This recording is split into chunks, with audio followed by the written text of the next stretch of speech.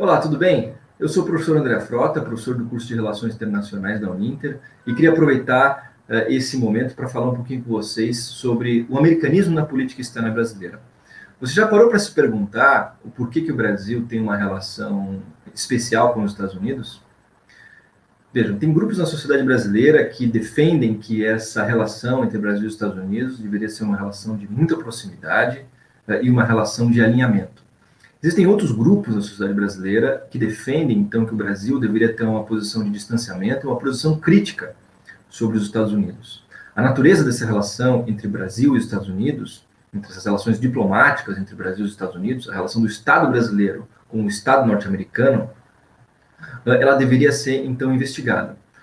Na verdade, se a gente for retroceder a nossa história, a história da formação do território nacional, nós vamos identificar que a própria relação entre Brasil e Estados Unidos, ela tem um tratamento, ela teve um tratamento especial ao longo da própria formação das nossas fronteiras nacionais. E isso deriva muito do papel do patrono da diplomacia brasileira, de uma pessoa chamada Barão do Rio Branco. O Barão do Rio Branco então, é uma personalidade pública muito importante no Brasil, na Primeira República. Eu chamo de República Velha, mas a gente pode se referir à Primeira República, quando o Brasil, então, estava negociando parte das suas fronteiras nacionais ainda. Então, o Barão do Rio Branco, ele desenvolveu uma coisa que ficou chamada por um dos analistas de relações internacionais, o Bradford Burns, ele chama isso de uma unwritten alliance, ou seja, uma aliança não escrita. Para esse autor, o Brasil e os Estados Unidos desenvolveram uma espécie de uma aliança não escrita para a consolidação e formação das fronteiras nacionais.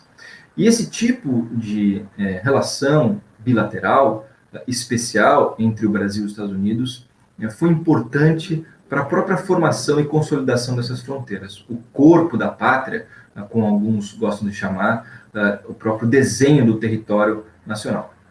Nesse sentido é que o Barão do Rio Branco, esse patrono da diplomacia brasileira, ele é considerado o patrono da diplomacia brasileira porque ele deixou esse legado, um legado em que o Brasil precisa estabelecer um tipo de relação especial com o Estado norte-americano, por várias razões.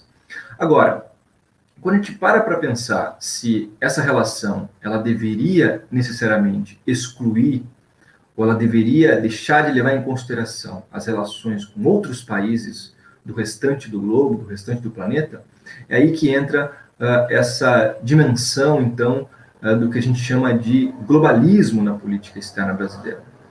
Então, a trajetória da própria ideia de americanismo na política externa brasileira, ela vai, então, cedendo lugar, ao longo do século XX, para um outro conceito, que é o globalismo na política externa brasileira.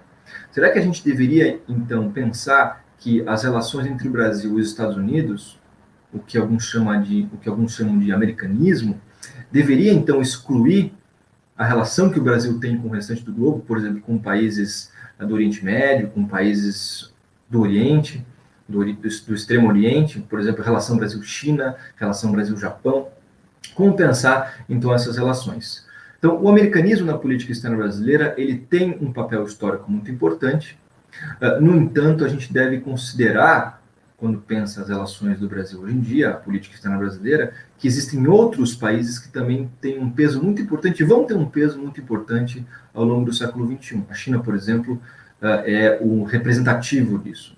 Então, pensar o americanismo faz parte da história brasileira e deve fazer parte. No entanto, o futuro, ele nos reserva e ele apresenta para nós possibilidades muito grandes na relação entre outros países, do Brasil com outros países.